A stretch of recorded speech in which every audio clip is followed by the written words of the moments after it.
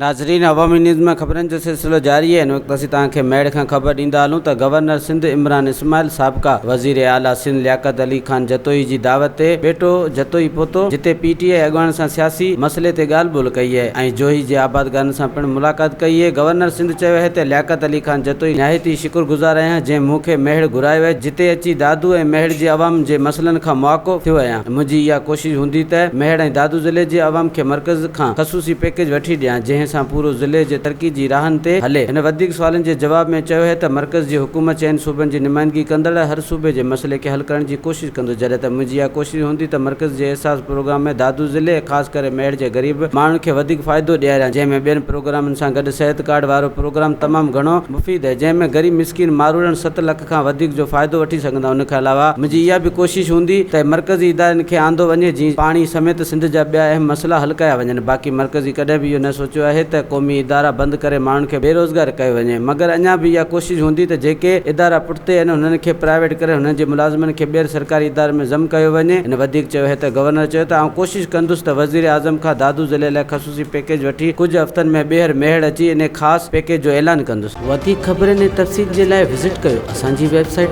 awamiNewsHD.com ऐं ॾिसंदा रहो अवामी न्यूज़ HD।